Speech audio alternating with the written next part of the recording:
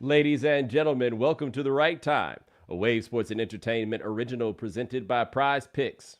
My name is Bomani Jones. Thanks for listening wherever you get your podcast. Thanks for watching us on YouTube. Subscribe, like, rate us, review us, give us 5 stars. You only give us 4 stars. I'm inclined to believe you are a hater. Also, a reminder, check out The Right Times YouTube channel. Lots of YouTube exclusive content right there at The Right Times YouTube channel. But for now, this is the time of week where we have a guest join us from the BOMM network. Check him out, the homie Travonne Edwards. What's going on, man? What up, Bo? What's the deal? Hey, man, I got this shirt off. Got to tell you, I introduced the homie this weekend, not to the whole video, but to the Prince, the Purple Rain live at Syracuse. I got to send him the link right now that I remember. The homie Mike I introduced you to. Oh yeah, man. That's the rites of passage. Like, It's the that's how rites you of know you my passage, real man. homie. Yeah. If you get into that video, Bo really like you, bro. If not, you ain't hanging out again. It ain't a thing, man. Like, it ain't a It ain't a thing. But it's thing. funny.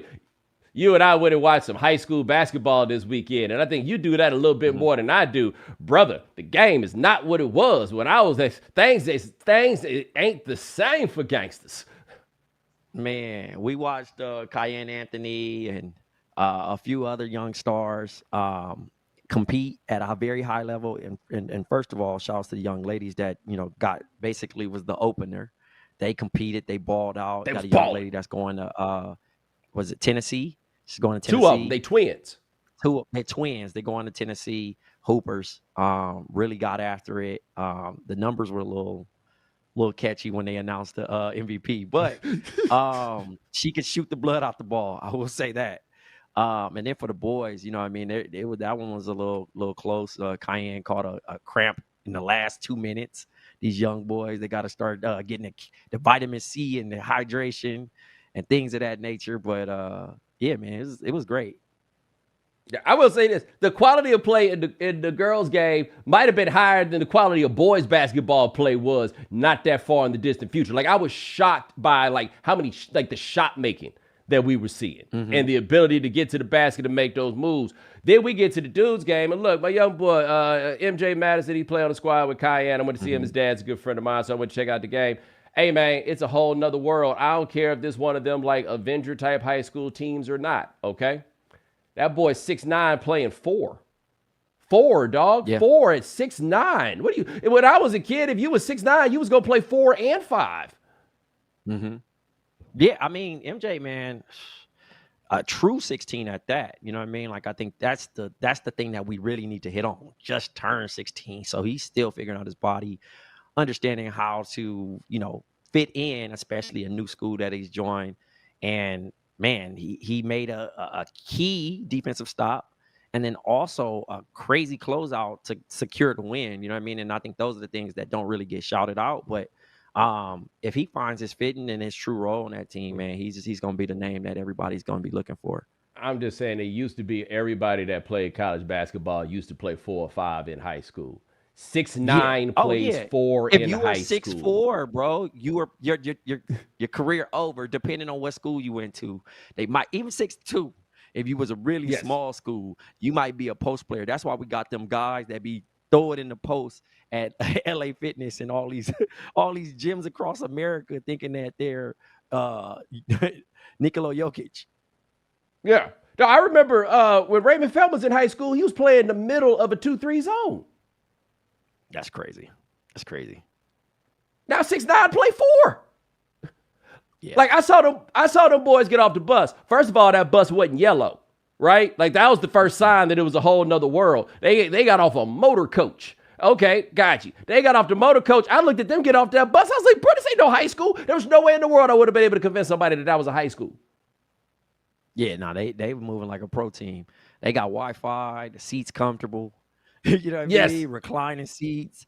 They could take yes. that joint on tour if they needed to.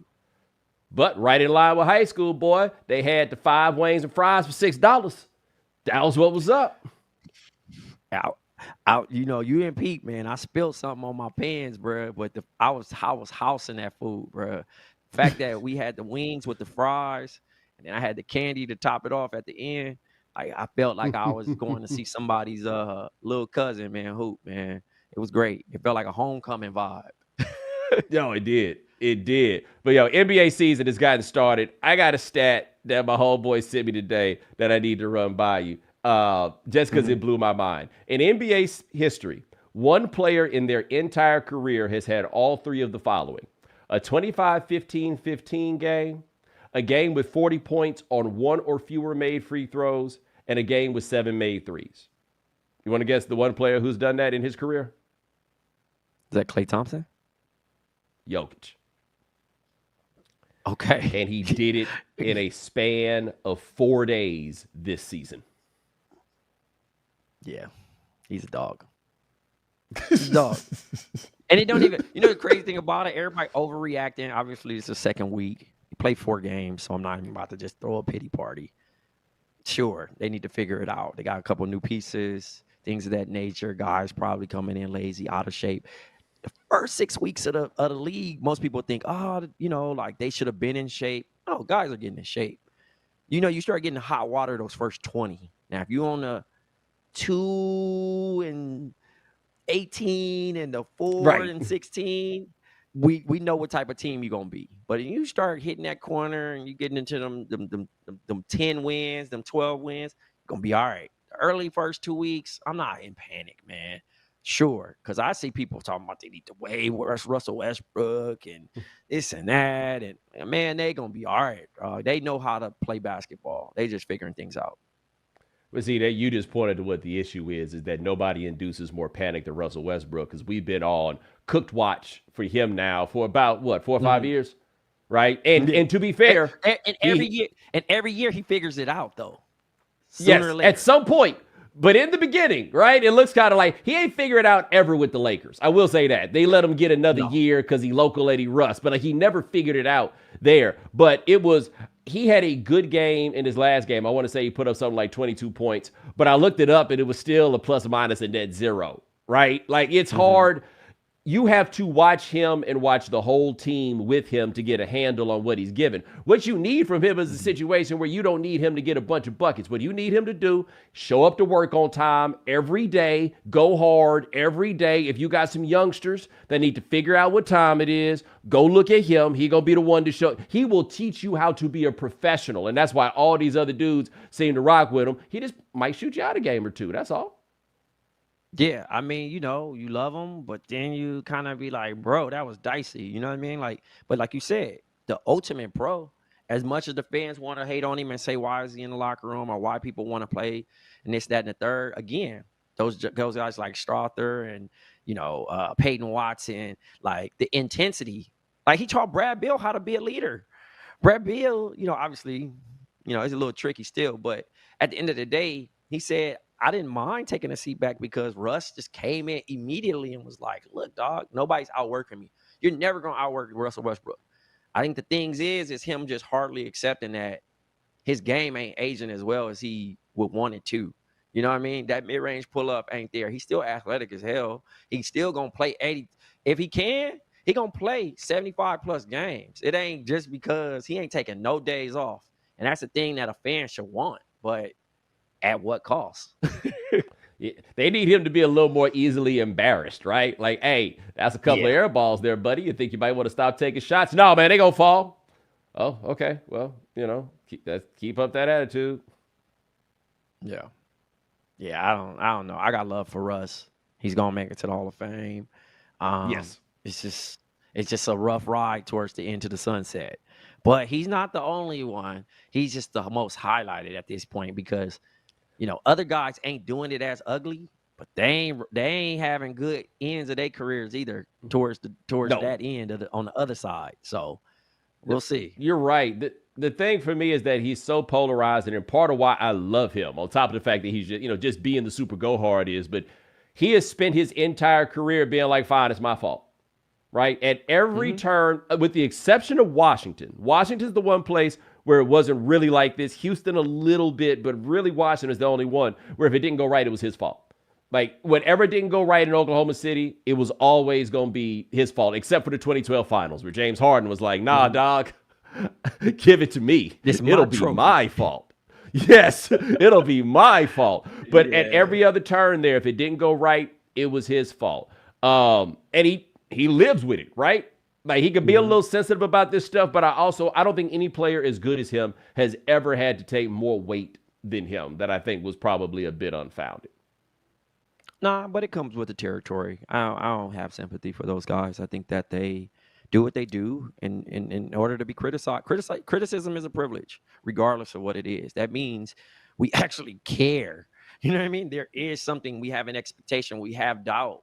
This is what wakes us up in the morning as fans to respond to these things as journalists and etc. You know what I mean? So like the triple double seasons, you know what I mean? The 50-point 3-point, he hits the game winner on Denver. You know what I mean? Like these are the things that we love, the aggressiveness of him dunking on people, to the, him scoring 60 for Nick, not 60, but 20 for Nipsey.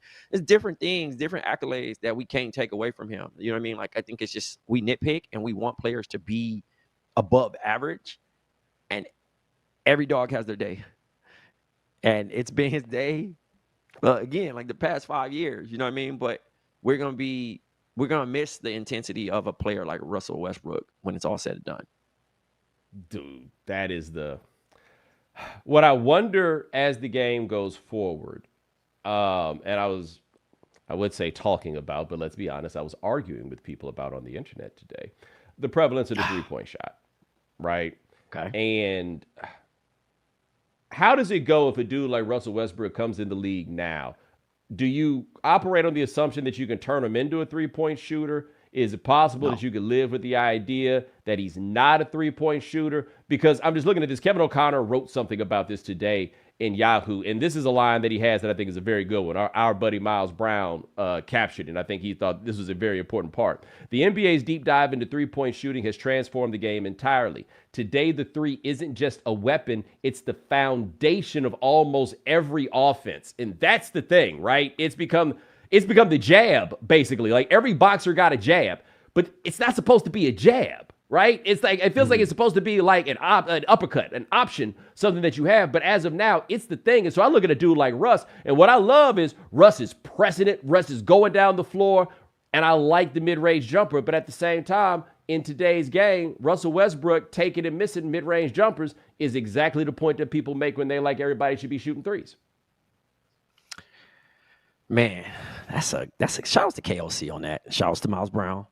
The 3-point shot is the sweep on Mortal Kombat. Yes. If you want to win, you're gonna do the sweep. But you can do the sweep too much and burn it out. And everybody tends to pick this up and feel like, I mean, the Steph era, shouts to Steph Curry, and then other guys picking it up, Damian Lillard, James Harden, etc., that can really shoot this ball at a high clip and very well. It works for some guys, and sometimes it doesn't, right? But now we got DeMar DeRozan shooting threes this year, which is kind of interesting. I don't know how I feel about it, but for Russell Westbrook, who was drafted as a defender, he was a defender at UCLA. You throw him into a project of, hey, we don't have a point guard. We do. We have Eric Maynard, but you're our guy. Here's the keys. And you learn on the fly, and no one corrects the things. It's kind of like getting a job, and you kind of fuck around and become important at your job on accident, but like you still needed some steps to kind of clean up, and they never cleaned up. It was no one that came and sat and taught him, like even the Derek Fisher year, right? They didn't say, T-Fish, teach him how to like be a point. Also, Russell Westbrook's not going to look at Derek Fisher and be like, bro, why am I listening to you? It's working out. I've made it to the All-Star game. We've made it to the finals. You know what I mean? I'm in these conversations of some of the, the elites. Why would I listen to a Derek Fisher on how to actually run a team, how to be effective and play long term? This thing is working. The knee injury with who took him out? Reggie Jackson. Patrick Beverly. Patrick Beverly, I'm sorry. Patrick Beverly. No. Yeah, he and Reggie Jackson, like Russ doesn't like Patrick Beverly because of that. Russ didn't like Reggie Jackson because they were on the same team. Yes. But it was just a whole thing of feeling like, yo, you competitive, this, that, and the third. He takes it that serious, right? And then you get into these scenarios of like, you never could tell him nothing. So most of those guards that came in, the John Walls, the dudes that really used their knees to the leaping ability, the speed. That's just like being a running back in the NFL, bro. You're going to eventually wear it down if you can't shoot the rock. The Damian Lillards, the Steph Currys, them dudes got longevity. Chris Paul can knock down a mid-range still. It's only so long as far as the lifespan as a point guard that plays above the rim. You get nervous. Yeah. Even the young boy in Portland right now struggling, Scoot Henderson. Yeah. Well, DeMar DeRozan is an interesting guy in terms of like the larger 3-point discussion, because you coached DeMar DeRozan when he was in high school. Like, you are more familiar with his game, obviously, than I am. DeMar DeRozan is a dude that hoopers love more than, I don't even want to say fans, but a certain class of analysts, pundit, and particularly those that lean analytics, right? And it's, if DeMar DeRozan's game could step back 2 steps, he's no-brainer Hall of Famer guy, right? Not being a good 3-point shooter completely changes everything about how we view a dude who is as cold as he could possibly be. Is he modern day Clyde Drexler?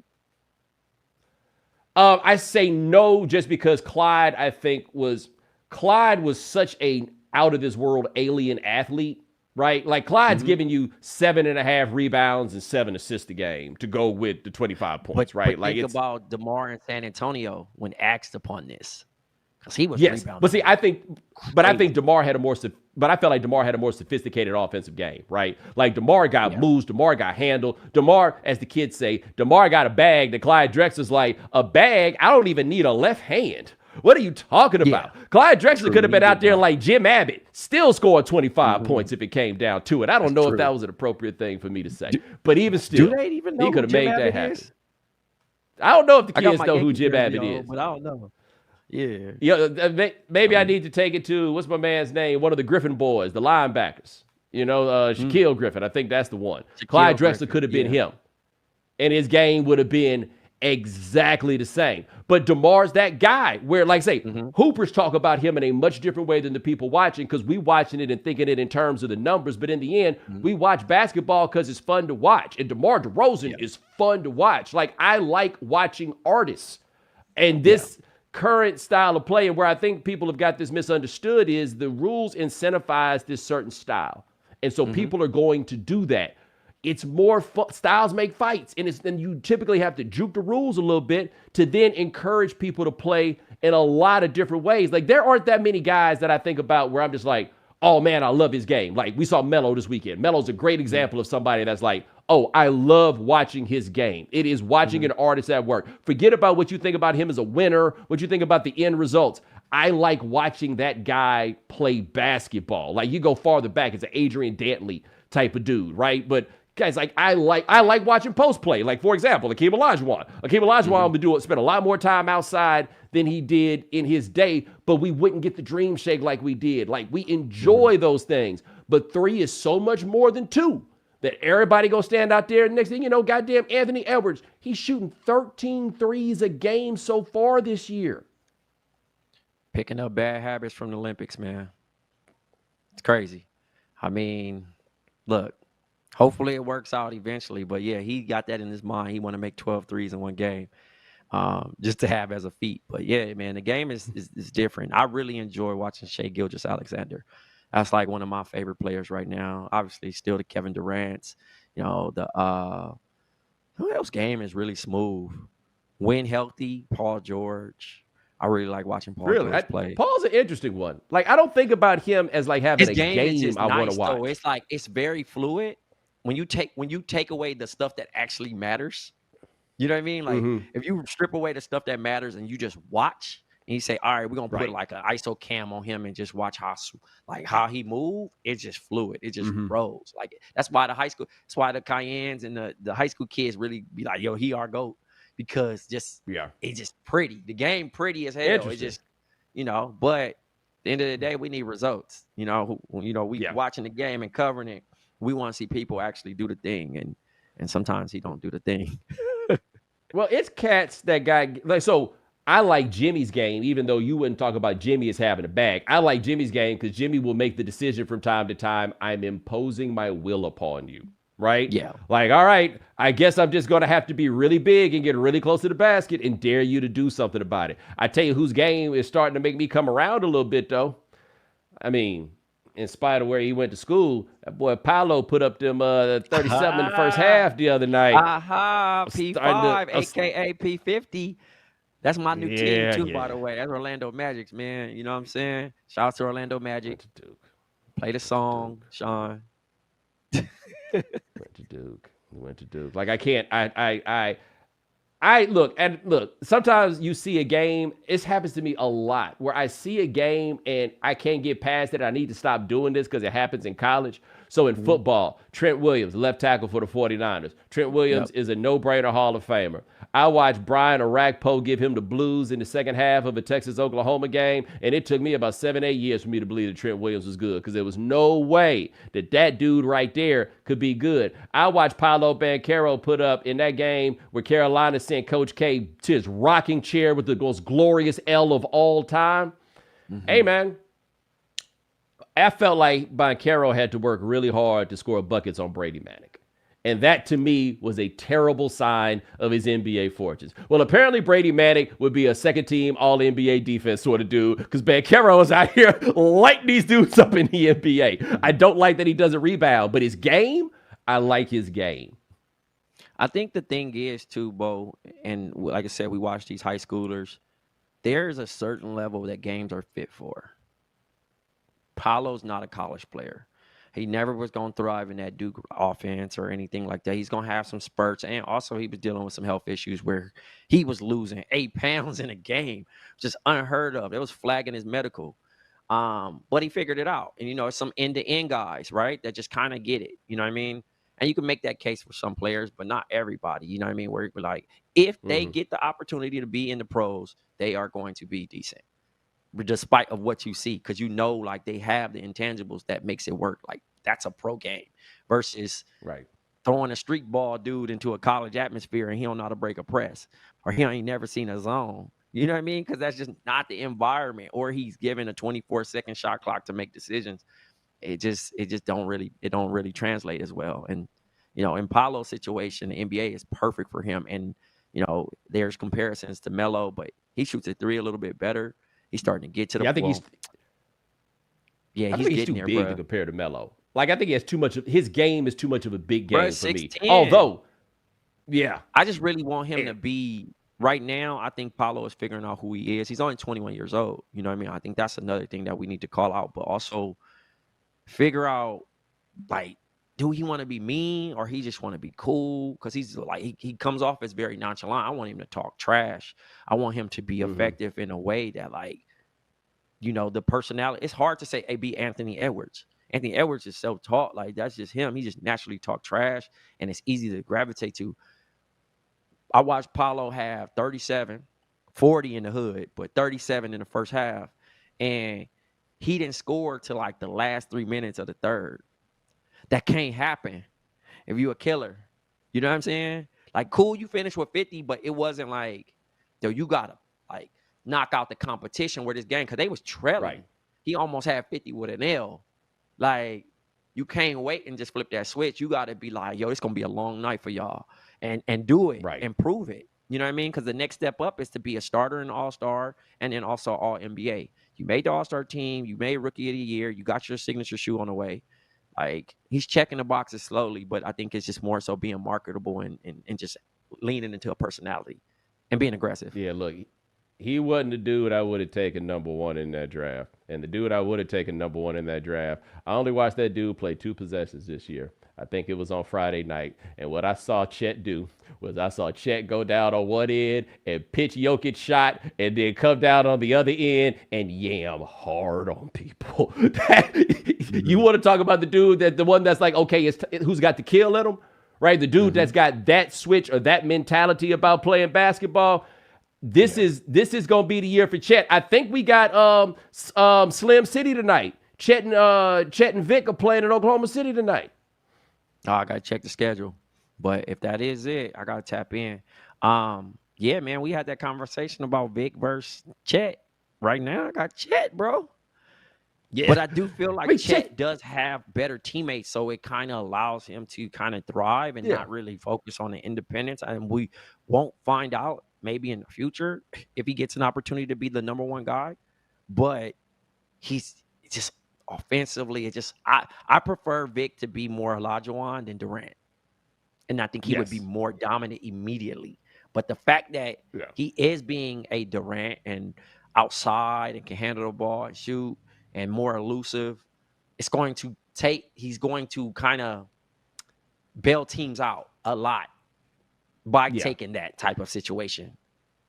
Yeah. I think Vic wants it, but he not an ornery some bitch. Like Chet's an ornery some bitch, right? Like that's the thing about Olajuwon. Olajuwon, remember that shot that Ralph Sampson hit in Game 5 of the '86 Western Conference Finals to the Rockets to the finals. It happened because Olajuwon got into a fight the possession before it. Listen to what I'm saying here. The last minute of a playoff game, Hakeem Olajuwon was getting in a fight because he a ornery sort of dude. Vic ain't that yet, and Vic is tall, man, and the sooner that they make peace with the fact that Vic is tall, man, they'll be okay. Because did you see that where he had Steven Adams got caught going for on a tie-up, and Steven Adams, who's probably the strongest dude in the NBA, he basically just picked Vic up, man. Like, yeah, he put on 25 pounds. That ain't really what we talking about right now, though, is it?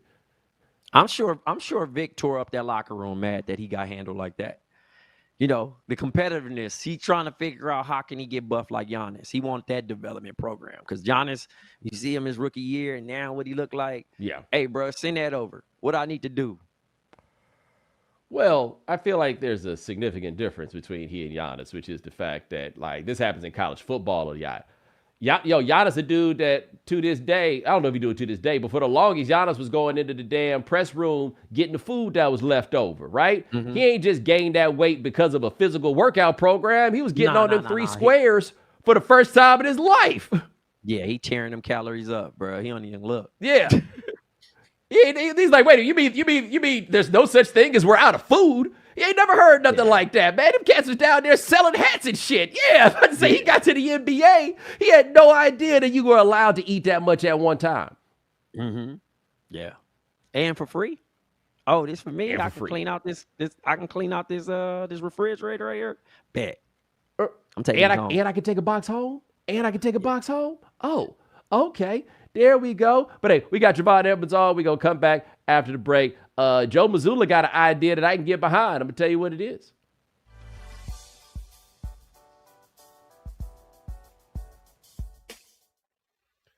The NBA is officially back, which means you can turn $10 into $1,000 in a single game watching your favorite teams only on Prize Picks. You can make a Prize Picks lineup between the NFL and the NBA in as little as 60 seconds. Sign up today and get $50 instantly when you play $5. You don't even need to win to receive the $50 bonus. It's guaranteed. Quick withdrawals, easy gameplay, and an enormous selection of players and stat types are what make Prize Picks the #1 fantasy sports app. But rather than hearing it from me, let's hear from somebody who uses Prize Picks. Sean, how the picks been going for you? Bo, it's been nice to have the NBA back and to add a little more variety to my picks. Plus, Prize Picks invented the flex play, which means you can still cash out if your lineup isn't perfect. You can double your money even if one of your picks doesn't hit.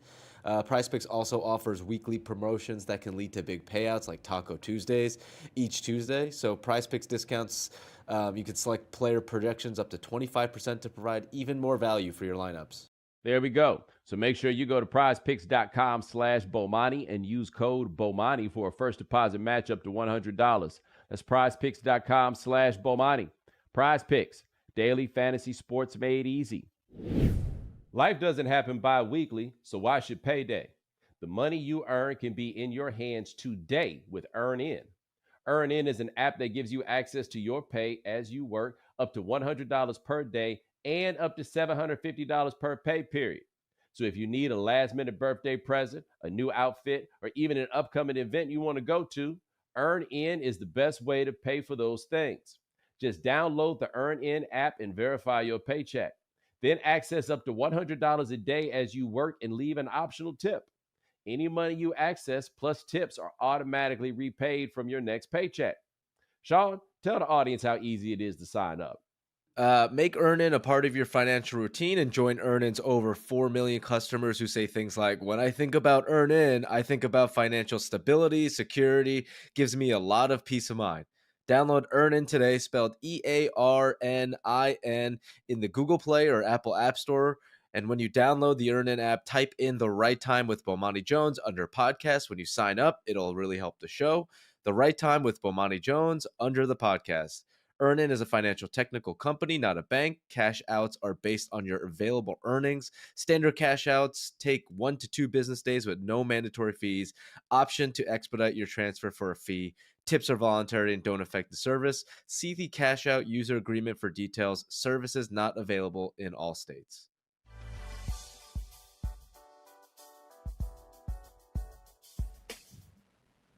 All right, we are back with Travonne Edwards. Check out the podcast of BOMM. I wanted to run this by you right quick before I get to what Joe Mazzulla was talking about. I don't know how much you watch the Lakers. I have only watched but so closely. But the people who watch closely have told me that what is interesting for them in watching is JJ really is running this thing through Anthony Davis. Oh yeah. I've watched every game. I even got a chance to talk to a couple players that have played against them this so far early on, and he said the Lakers are going to be good, and I can see that because JJ cares. It's a difference, right? It's not saying that coaches don't care, but he's already in game 4, right? Saying, "Hey, I take full responsibility for this loss." Most coaches be like, "Yo, we're gonna figure this out. It's cool. Like, don't sweat it. It happens." This dude really came into the mentality of thinking he was gonna go 82-0. So I know he was sick to his stomach when they took that loss. But you know what, JJ, my friend, you're gonna lose more games, especially with that roster. But Anthony Davis is going to lead the league in points per game. He's going to lead the league in. He's going to win Defensive Player of the Year. I'm calling it now on the Bomani Jones right time, right now. Anthony Davis is going to win it. Shouts to Vic. I know what you're doing, but Anthony Davis looks elite right now on defense. And the supporting cast, bro. He got Reeves, he got Dalton playing really well. LeBron, though. Oof. Did you see that? Did you see him say he was feeling under the weather after coming off a triple-double game? What? How you feel about that, Bo? I've been watching this guy play basketball a long time, right? 22 years. You never know, right? He can be a little dramatic. I don't care how you feel about LeBron, because the people think I hate him. He could be a little dramatic. That felt like it was a little touch of that Bron drama right there. Just a little sprinkle of it. It was really okay to just say I didn't have a good game, and I'll get it back the next one. And not a soul would have batted an eye. Not anyone would have said anything. You are one of the greatest of all time, bro. You sit at the table. You know what I mean? Like, not a soul is going to argue. You're one of the best. Like, to this day, you're the only person I know that still has the keys. You know how most people be like, yo, you got to stop driving. You turn a certain age. Yes. LeBron is a driver in Arizona. He can drive until he passes away. That's what it is. He can continue to stay on the road as long as he wants. You know what I mean? And that's a rare scenario. I watch guys like Iverson have to pass the keys. And there was plenty guys that you'd be like, yo, even Melo had to pass the keys. Guys had to pass the keys. This dude still has the keys jangling on his belt. You know what I mean? He is the janitor and more. But that last game got him jangling, really... But it looked like they gave it to Davis, right? Like, you look at the numbers. Anthony Davis is going to score 33 points in 35 minutes a game. He mopped the floors now. I think that Bron, and again, I think Bron been waiting on that. But they just didn't have the coach to really, like, here, you're going to do this and we're going to trust this guy. You know what I mean? Like, and that in Bron's head, he can still tell himself, hey, I'm the guy. But obviously, this is AD's team and going into the future, right? So I'm not mad at LeBron having 7 points and then finishing the game with 11 overall, but it's just uncharacteristic. It's kind of foreshadowing of what we're going to see of inconsistencies of, like, this is almost a near 40-year-old man playing in his 22nd season.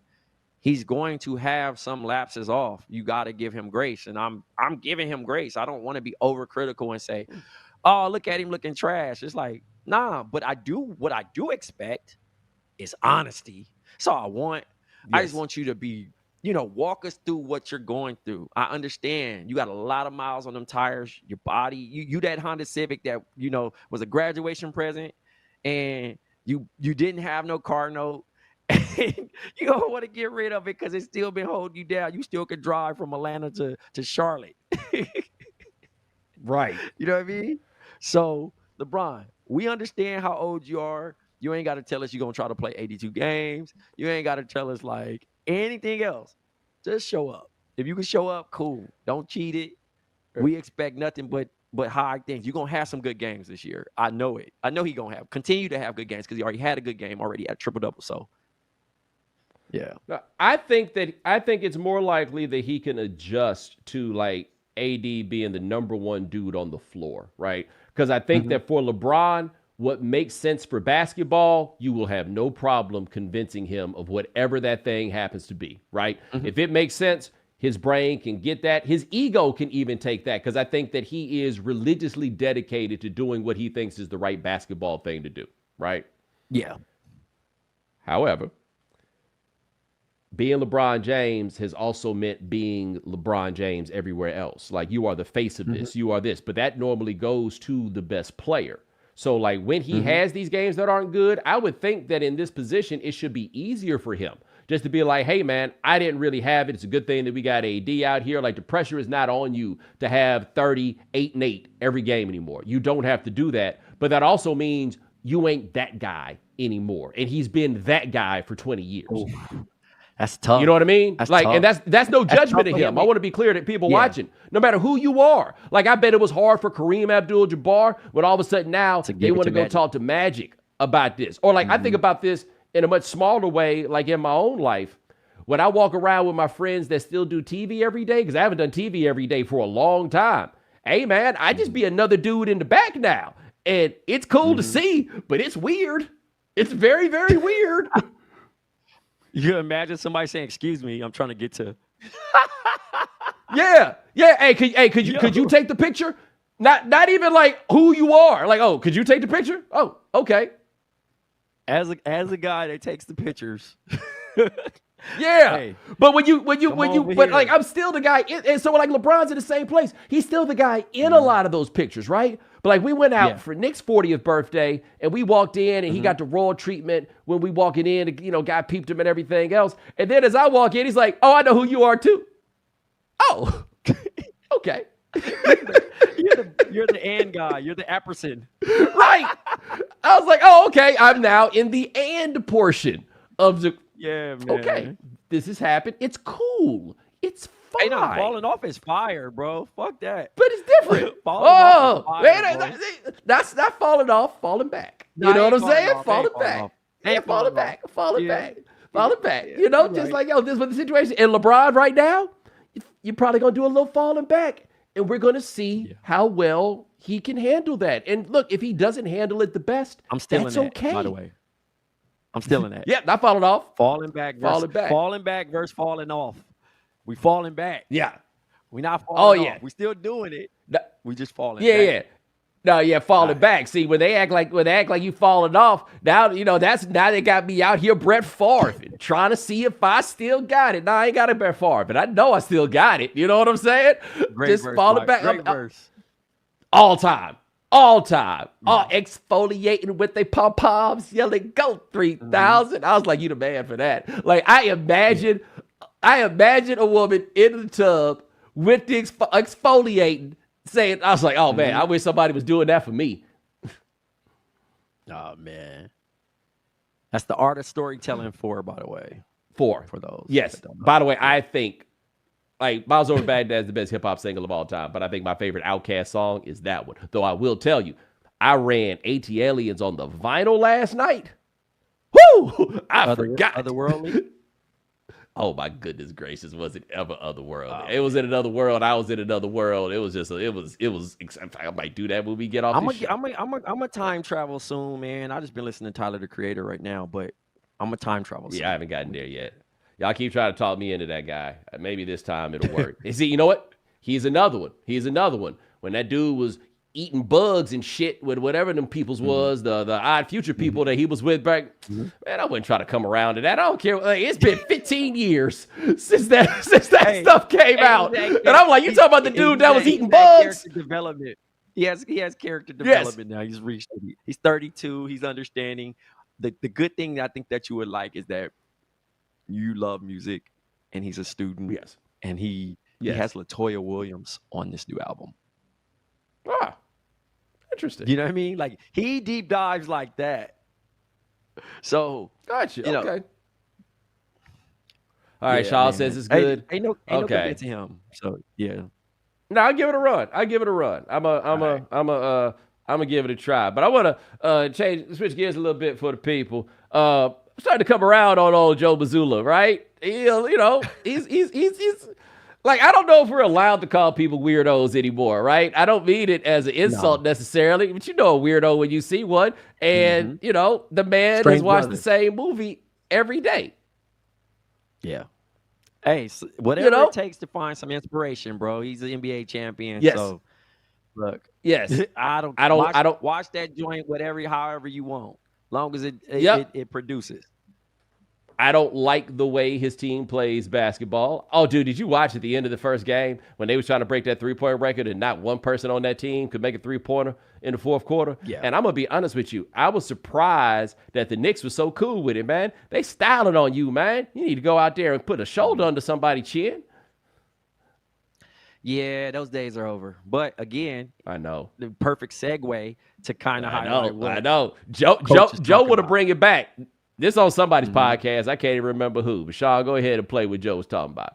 I think we should institute power plays where instead of taking the ball out on the side, you commit a foul, the guy goes to the other side of half court, and he can't leave the half court circle until like 3 seconds. Oh, I love this. The biggest thing that we rob people of from an entertainment standpoint is you can't fight anymore. We should just bring back like fighting. I mean, I'm not against that. I'm not against those days in the NBA. What's more, I mean, you want to talk about robbing the league of entertainment. What's more entertaining than a little scuffle? I agree. How come in baseball they're allowed to clear the benches? How come in hockey they're allowed to fight? I don't understand. Well, Joe, there's an explanation for why you can't do those things in basketball and you can't do them in those other sports, but it involves a word that you don't like to use. It rhymes with clack. That is why we cannot do this. But I love that when he talked about it, bro, he was like, from an entertainment standpoint, he's like, no, I just want to watch him fight. Like, could you imagine him just kind of like, he's the type of dude that'll be disappointed in his player losing the fight. You know what I mean? Yes. Like, you come back to the sideline and you're getting ready to get ejected and you're just like, man, I would have handled that dude. I don't know how you lost that one. Like, that's the thing he's looking at. But also, do you understand? Well, hold on. Right fast. Did you know, according to somebody in the chat, so you know it must be right, Joe Mazzulla is some kind of belt in jiu-jitsu? I wouldn't be surprised. Doesn't surprise me at all. I don't know what. Well, I already told you the one thing that you could tell me about Joe Mazzulla that would surprise me, and it turned out to be true. But otherwise, I don't know what you could tell me about him at this point that would surprise me. I feel like anything is on the board. Yeah, any of them little Reddit joints that fire up any little story, I'm gonna believe it, even if it's like fake. I might be like, he might have did that, bro. I'm not even, I'm not surprised. But the thing about fighting, bro, is the ego. Would you imagine somebody whooping LeBron ass? Like Isaiah Stewart actually throwing a punch and knocking out LeBron and then thinking players supposed to you just can't, or somebody whooping KD ass. Like the players that are the face of these leagues, bro, like Anthony Edwards, he talk trash. And somebody whoop Anthony Edwards ass. Like, you're not going to look at them the same. You can't allow them to get touched. You know what I'm saying? Yo, that's the thing. You probably feel bad if somebody whoop Steph Curry ass. We saw all of our favorite players fight. And growing up, we've seen basically all of our favorite players fight. I'm trying to imagine the circumstance under which we see Steph Curry fight. Think about this for a second. We've seen Karl Towns fight, and we haven't seen Steph Curry fight. Yeah. You might be out the league. You touch Steph Curry, bro. He like Pat Mahomes, bro. Like, you know how you can't tackle Pat Mahomes? The conspiracy of you can't really tackle him? Bro, you hurt Steph Curry? Yeah. Just rip your contract. But But he also like Drake in the sense of, ooh, tough guy, you beat up Steph Curry, right? Like when Meek Mill put out his joints about Drake, and it was just all about I beat you up, I shoot you, like, oh, you're tougher than Drake. And you're like, damn, what am I supposed to do? This is how this works. Right? Like this is what we do. Right. No, ain't no fighting Steph. I think Magic is the only dude I've not seen fight from that era. I think I've seen them all. I don't think I saw David Robinson fight anybody. And honestly, that's a good thing for the people who did not fight David Robinson. I bet that would have gone terribly for you. As a real life Colossus from X-Men, bro. Yes. And he served. Yeah. 7 feet, run. Strong as hell. Like, just like, stacked, is there anybody in the league? Is James Johnson still in the league? Because I think James Johnson was the last dude in the league that was famous for fighting. I think he's still rostered with Indiana. I think he's still rostered. Right. But even he's famous for fighting because of what we know and what we done heard, but not from what we have actually seen happen. Right? There's nobody out here that's like, hey, watch out, man, he got hands. Or not even he got hands, he'll give it to you. Like, think about God bless the dead, bro. Think about when Chris Childs threw the punch at Kobe. Yes. And it wasn't even like peak Kobe. Like, imagine if he would have did that shit in 05, 09. Yes. You know what I mean? Like, what?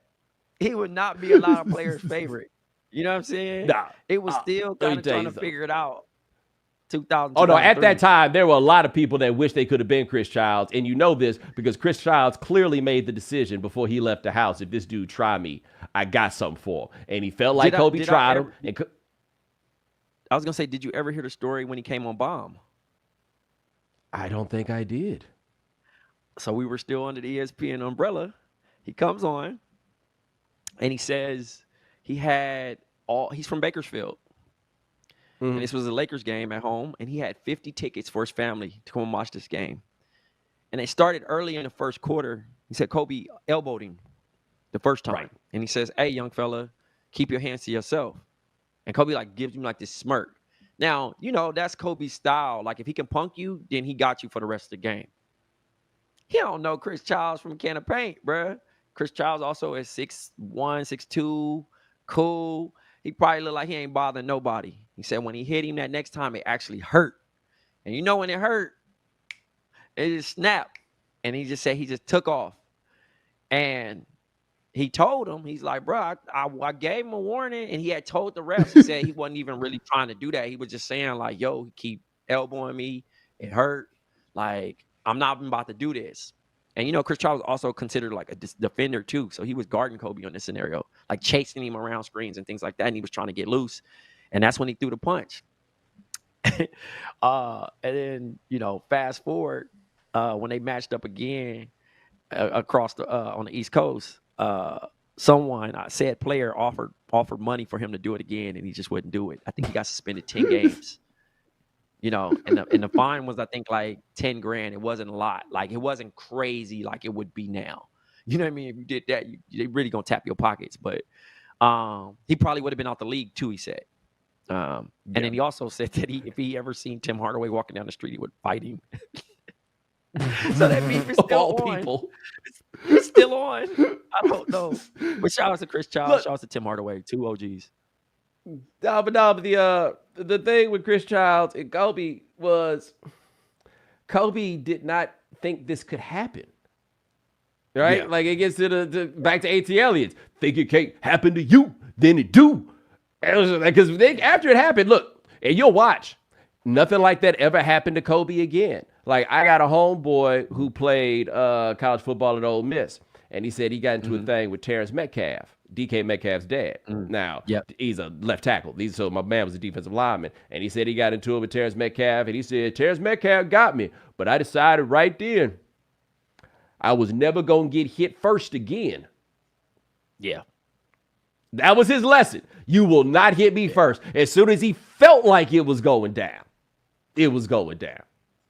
Yeah. I mean, you got to have that defense mechanism because, you think about the Kobe Dwight altercation when he's calling him soft. Like he knew he was in a new NBA. He knew them wasn't nobody about to pay that money, bro. Ain't nobody about to do nothing. Ain't nobody gonna touch him. He can talk crazy all he want. Matt Barnes do the ball fake. Whatever you want to do, go ahead, brother. Because y'all not about to do nothing. You're not gonna do it. You're not gonna do it. What if we found out that Austin Reeves had hands? That somebody tried to bring it to Anthony Davis and nobody wanted to stop nothing. That Austin Reeves showed up in there and was like, yo, man, we be fighting bears in Arkansas, dog. I mean, we would put a little bit more respect, but then, the headlines would be a little different, depending on who he fought. You know what I'm saying? Let me tell you something. Austin Reeves win a fight, they'll give him the key to the city. Oh my God. Hey man, like, he'll be the king. He'll be the king. Same like old boy that got shot with the Niners. You know what I mean? He got praised for not giving up that watch. Yo, okay. I am not gonna victim blame. All right, we together on that. I'm not gonna victim blame. Let me tell something out here to any of these kids that might be listening. Okay, come off that watch. Come off that watch. You go get you another watch. Come off that watch. Like once that thing come out. Probably insured. Even if it wasn't. Come off that watch. Because let me tell you what insurance don't matter for you. Okay? Come off that watch. Like that's as my uncle says, if a man pulls a gun on you and threatens to shoot you, believe him and do whatever it takes in order for him to not want to shoot you anymore. When he didn't come off that watch, I'll never forget this. This is actually pretty funny. When the PlayStation 3 came out, big deal. People was camping out outside the mall or whatever to go get the PlayStation 3. They was opening at 7 a.m. for you to get the PlayStation. But see, there was a level of that I wasn't thinking about when it happened. And it came to fruition when I started reading these news stories. And I think this one was in like somewhere around Philadelphia. But basically, cats was going in there. They was camping out at night, all of that stuff. And them boys was pulling up, right? Like motherfuckers was going in there and they was getting their PlayStations and then they come out the car and then they drive out and then somebody would be waiting on them because they know you got a PlayStation. Why else would you be here? But also in one of them, they said that somebody came up in in a tent or a car or something with the tool while they was waiting overnight. And I'll never forget, it was a quote from the story. Some of those people resisted. Those people were shot. Let's come off it. Come off it. You gonna die for some Sony PlayStation, bro? Look, man, in a robbery, you got one job. Getting robbed. It's all you got to do. I don't know if you've been robbed before. I've been robbed before, and I realized very quickly, this will go real smooth if I just come off this shit. That's all I got to do is come off it. Hey, you see why I'm still here. That's right. That's right. And I got robbed for a two-way. That chrome piece. You got robbed for the sidekick? I came up with the side. A chrome piece came to the rib. It was here.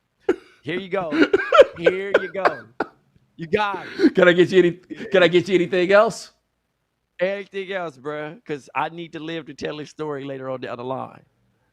Yeah, like give me 5 stars on Yelp, homie. Like, I need you to understand, man. Like, I don't want everybody thinking I'm a Burger King, but here you go, man. Like, once that thing come out, I can get more money. I can get more whatever this thing was. Look, maybe I got to work a little overtime. You know what I'm saying? Yeah, man. Look, get that joint up, bro. So, shout out to fighting. I couldn't believe that. We ain't doing it in 2024. And have you heard buddy from the 49ers talk before? No, I haven't. He got a little B-Rad in him. Okay. I mean, I get it, bro. I know, but that's what I'm saying. Like, I would love. Yo, you ain't about to rub me, fool. Oh. Come off. Yeah. Come off. Yeah. That's all I'm saying. Not your fault that you got shot, but next time I bet you'll come off it. I hope so. Are we gonna have an open roster spot? In a sad headline. What we doing? Yo, a moment of silence. A moment of silence. A retired. And they gonna go kick that ball off. A moment of silence. And the game goes on. A retired jersey that's hard to explain. Like, wow, Bobby was number 15 really good? We never got to see him play. We never got to see. We never got the chance. It's the greatest one. You know what I'm saying? They gonna bring Huey Lewis out there to sing a version of "It's So Hard to Say Goodbye to Yesterday." You know what I'm saying? Man. And that's just come off it, man. I was in the barbershop telling that story about the PlayStation, and this little boy was in there, and this is where the kids who are listening, we're gonna help you out. I remember this little boy was in there, 8 years old. He was listening, and he was saying how he wouldn't have come off the PlayStation. And I'll never forget what one of the barbers said to him. He said, "Look here, young fella. I don't know what it is that you watch on TV, but you need to start watching the news." Mm-hmm. Clearly, the young fella did not seem to understand. I wouldn't give up the PlayStation. You would. Yeah, all right. You would. Like when I got robbed, my homeboy was talking about he had something on him. It wasn't his. It belonged to somebody else's. Long story. But he was like, man, they didn't get that from him. He was like, and if they'd have tried to get that, I wouldn't go part with that. Yes, you were. Yeah, all right. Yes, you were. Yes, you were. If I had to take the gun from them to shoot you myself in order to get that off of you, they was going to do that. Like if them robbing you wasn't going to get it, I'd be like, hey, pass me the gun. He'll listen to me. Hey, come on off that way. And then I'd hand it to him. I'd even give him back the gun. Yeah, hey. We ain't going to die because of you. Because of you. You feel me? Joe. Yeah. Because they got to kill me too. Yeah, that's the whack part about it, because now you the witness. So you got to go. And they don't be thinking common sense like that in the show. I hate that about TV shows sometimes. Now I got to go. You know how they, hey, thank you for helping me dig up this grave, but you got to get in there too. Yeah. No, I'm not doing it. I'm not doing it, bro. Oh, man. That is Travonne Edwards, BOMM podcast. Check him out, talking about all things basketball. But, man, I appreciate you. Yeah, man. Thank you for always having me, man. I want to shout out Craig Woods, tuned in live right now.